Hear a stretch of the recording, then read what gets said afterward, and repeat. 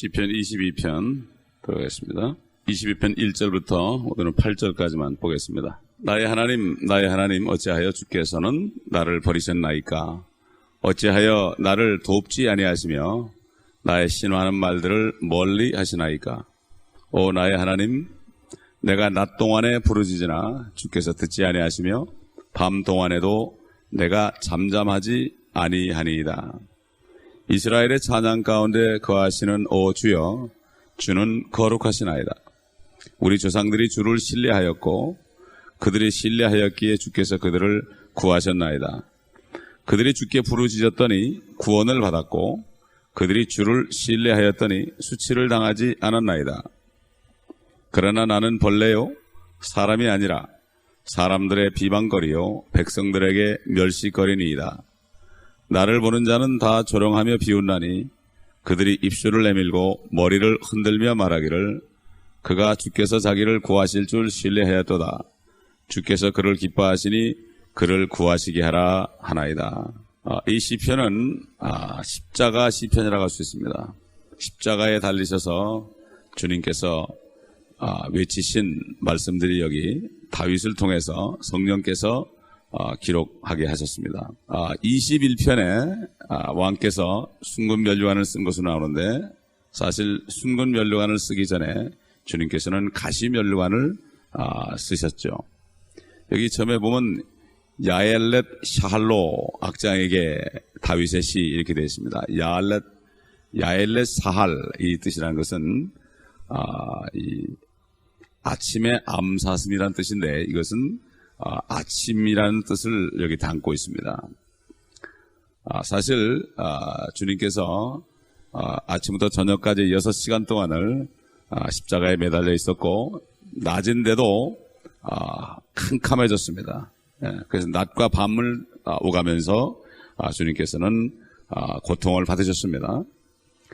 사실 주님이 십자가에 달려 있는 이러한 상황은 사실 밤이라 할 수 있습니다. 그러나 22장 26절, 7절, 8절, 9절 가보게 되면은 주님이 이제 부활하신 후에 재림하실 때에 아침이 올 때에 영광을 받으실 것이 거기 되어 있기 때문에 결국은 밤에서 시작해서 아침으로 끝나는 것을 볼 수가 있고 바로 이 밤은 이 세상이요 앞으로 주님이 의의 태양이 떠오를 때 아침이라는 그러한 메시지가 성경 전체에 걸쳐서 나오는 것을 볼 수가 있습니다. 22편은 십자가라고 얘기할 수 있고 23편은 부활하신 후에 주는 나의 목자시니 내게 부족함이 없으리로다. 바로 교회, 주의 목자가 되신 주님, 교회의 축복을 얘기했고 그 다음에 24편에는 이제 영광의 왕으로 다시 오시는 면류관을 쓰신 왕이신 예수 그리스도의 모습, 재림하시는 모습이 나옵니다. 이 시편도 그리스도 예수에 대한 그러한 예언으로 가득 차 있습니다. 그래서 주님이 부활하신 후에 시편에 나에 관하여 기록된 모든 말씀이 이루어져야 하리라. 먼저 고난을 받고 죽은 자 가운데 사흘 만에 살아날 것이 기록되었다. 이렇게 주님이 친히 말씀하신 걸 보면은 여기 다윗을 통해서 성령께서 나의 하나님 어찌하여 나를 버리셨나이까 알레 라마 사막다니 하는 그 주님의 부르짖음을 미리 다윗을 통해서 다윗의 고통을 통해서 성령께서 그렇게 했죠. 그러므로 그리스도인들도 하나님이 그 주시는 고통 가운데서 주님의 그 심정을 알 수 있고 또 그럴 때에 다른 영혼들을 위해서 기도하며 그들을 위해서 또다시 일어나는 이러한 축복을 누릴 수 있습니다. 1절에 보면 주께서 듣지 않았다 이렇게 얘기했는데 참 완전히 주님께서는 아버지께서는 아들을 잠시 동안 버리셨습니다. 그 고통 가운데 그걸 보지 않으시고 흑암을 보내셔서 그냥 대낮을 깜깜한 밤처럼 만드시고 하나님이 눈을 닫고 보지 않으셨다고 성경은 이렇게 우리에게 암시해주고 있습니다. 그래서 이 찬양이라는 말이 나옵니다. 이스라엘의 찬양 가운데 거하시는 오 주여, 주는 거룩하시나이다. 하나님이 찬양 받으시는 곳, 성소에서 찬양을 받으셨죠. 지금은 우리 안에 계시면서 우리가 하는 찬송을 받으시고 또 찬양할 때마다 우리 안에서 생수가 강처럼 흘러내리게 해서 결국 우리에게 기쁨이 충만하게 합니다. 생수를 마실 때 얼마나 기쁩니까? 또 나도 기쁘고 다른 사람에게도 기쁨을 주고 그래서 복음을 전하게 하시는 주님. 그 찬양 가운데 주님이 구하신다. 이스라엘의 찬양 가운데 구하신다. 그 4절 5절 보면은 이스라엘 민족들이 범죄하고 그럴 때마다 부르짖을 때마다 하나님이 불쌍히 여기고 구원을 해줬습니다. 그런데 6절에 가보니까 그러나 나는 벌레요 사람이 아니라 사람들의 비방거리요 백성들에게 멸시거리니이다. 결국 우리 때문에 우리 주님을 십자가에서 내려오게 하지 아니하시고 끝까지 귀를 막고 듣지 아니하셨다고 이렇게 말씀하고 있습니다. 바로 우리가 부르짖어도 구원받을 길이 없는데 주님께서 우리 자리에 거기에서 참 벌레처럼 십자가에 돌아가셨다. 이 벌레라는 것은 붉은 색깔의 구더기의 그러한 형체를 여기 벌레라고 했습니다. 원래 뜻이 그렇습니다. 마가복음 9장 44절에 보게 되면은 주님께서 지옥에 관해서 얘기할 때 그들의 벌레도 죽지 않는다. 그들의 벌레다. 그들의 벌레, 믿지 않는 자들의 벌레다. 결국은 우리는 주님이 벌레가 돼가지고 죽으셨기 때문에 우리가 벌레가 되지 않습니다. 그러나 이 예수 그리스도를 믿지 않는 사람은 그들의 몸이 벌레처럼 됩니다. 벌레란 건 붉은 구더기라는 것은 붉은 용을 얘기합니다. 붉은 용을 따라가는 사람, 결국 붉은 용처럼 작은 용 같은 구더기가 되지요. 그래서 주님께서는 그들의 벌레도 죽지 않는다. 개역에 보면 그냥 구더기도 죽지 않는다 그랬지만은 킹제임스에서 보면 그들의 벌레도 죽지 않는다. 우리는 벌레같이 죽으신 예수 그리스도를 믿었기 때문에 우리는 벌레 같은 형상으로 변하지 않고 오히려 영광 받으신 그리스도의 형체를 변한다고 사도 바울을 통하여 또 사도 요한을 통하여 그리고 일찍이 다윗을 통하여 내가 깰 때 주의 모습으로 만족하리이다. 이렇게 성경에서 우리에게 말씀해주고 있는 것입니다. 그 어떤 사람이 그 죽음의 문턱 저편이라 Beyond Death Door라는 그런 책을 쓴 사람이 있는데 그 사람이 그 혼수 상태에 있는 사람에게 심폐기능 소생술을 썼다고 그래요. 난 이게 잘 뭔지 모르겠지만 소생술을 썼을 때 그가 잠깐 동안 정신이 들어가지고 이렇게 외쳤다고 그래요. 나를 보내지 마세요. 나 좀 꽉 붙잡아 주세요. 저 아래는 붉은 뱀들이 있어요. 이렇게 얘기했다는 거예요. 예? 그래서 많은 사람들이 그 뱀이 있는 지옥을 또 본 사람이 많이 있어요. 우리 김강만 장로님 어머님도 뱀이 있는 지옥을 보셨대요. 그리고서 불교에서 확 돌이켜 따라온 거예요. 예? 그리고 믿지 않은 남편이 거기에 있는 것을 봤을 때 그분이 그냥 정이 뚝 떨어지더라는 거예요.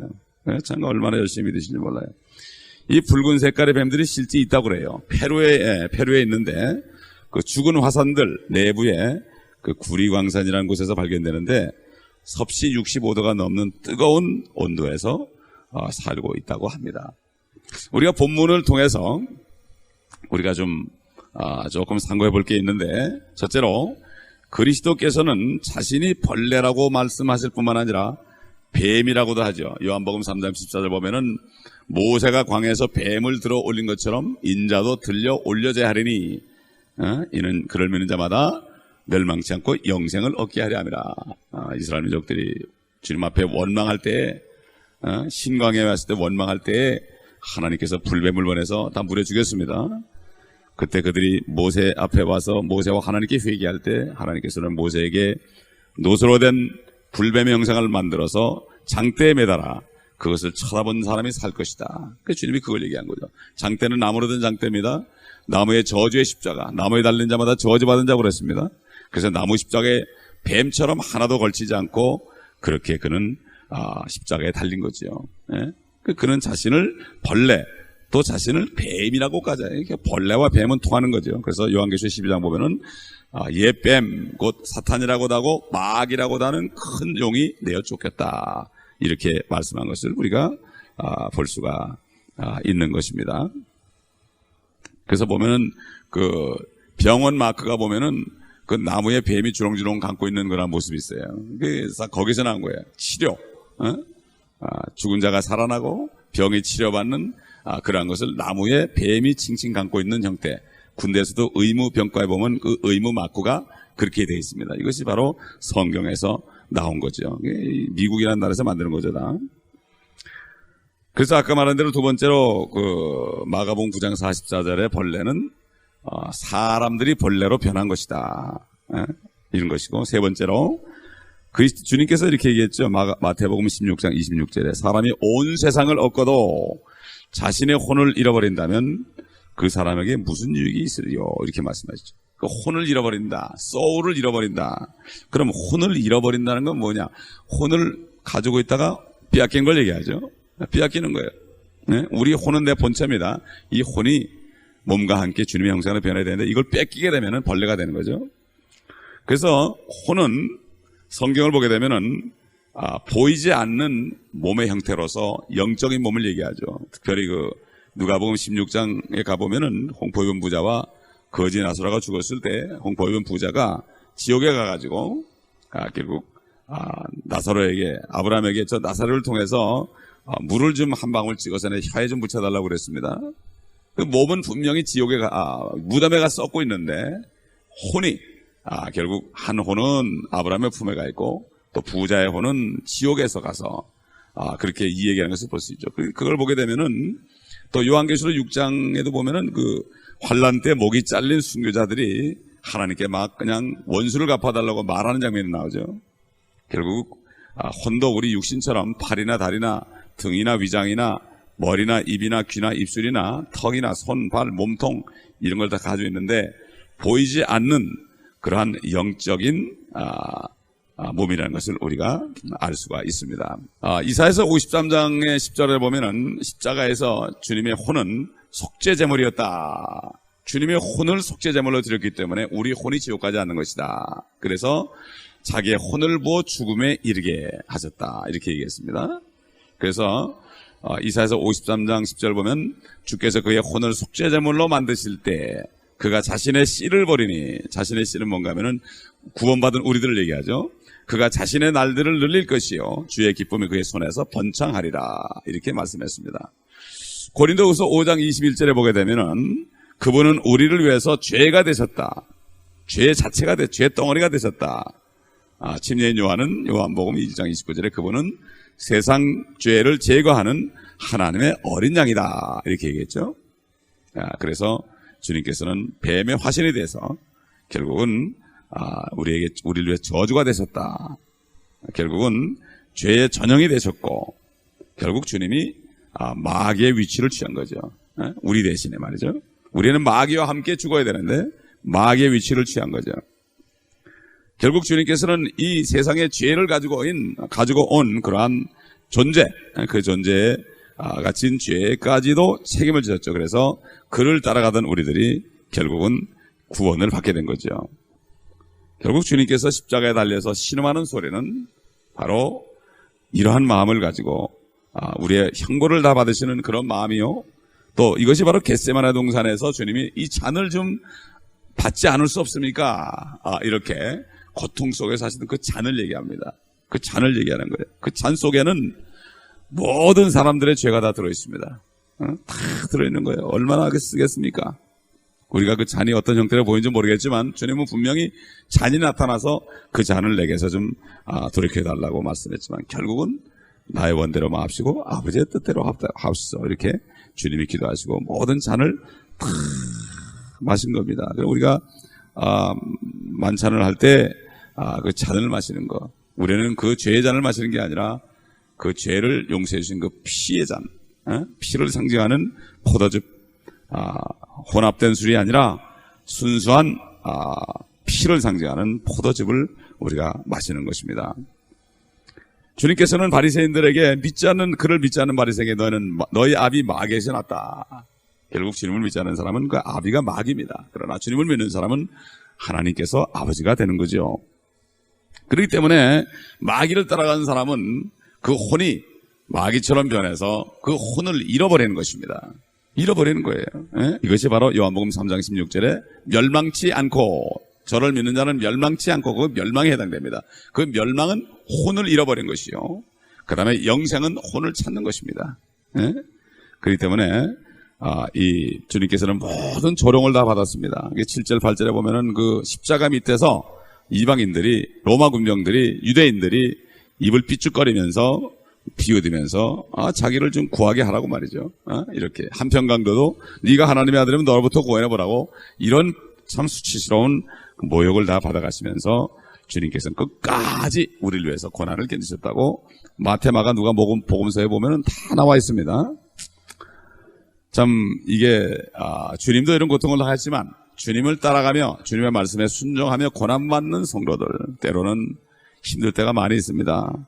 열심히 주님 위해서 일을 하고 희생 봉사했는데도 어려움만 올 때가 많이 있습니다. 아삭 같은 사람도 그랬죠. 나는 아침마다 징책을 보았습니다. 징계를 보았습니다. 참 이렇게 하나님의 사랑하는 자녀들에게 때로는 징계를 통하여 더 거룩하게 위해서 하나님께서는 때로는 눈을 감고 그냥 외면할 때가 있죠. 그래서 그럴 때마다 하나님의 자녀들 참 정말 하나님의 거룩한 자녀들은 이렇게 기도하죠. 내가 주님과 개인적인 관계가 있고 나야 하나님이고 내가 주님을 섬기고 존중하는데 왜 어째서 나를 이렇게 돌보지 아니하시고 이 모양으로 두십니까? 이런 기도가 나옵니다. 그러나 하나님의 자녀들은 그럼에도 불구하고 모든 일을 합력하여 선을 이루시는 하나님을 믿음으로 끝까지 견디다가 나중에 영광스러운 면류관을 쓰는 것입니다. 세상이 끝날 때까지 고통밖에 없을지라도 아침이 오면 주님을 만나서 모든 것을 다 갚아주시는 주님. 그리고 이 오는 세상에서 영생을 주셔서 다스리는 권세를 주신다고 마태복음 19장의 제자들에게 분명히 약속하셨고 이 세상에서도 100배로 갚아주신다고 말씀하셨습니다. 이것이 바로 우리의 소망입니다. 이 소망 가운데 닻을 내리고 이 믿음 가운데 살 때 우리는 세상에 어떤 일이 일어나도 이길 수 있습니다. 이것이 바로 세상을 이긴 이김은 바로 우리의 믿음이라고 사도 요한이 증거했습니다.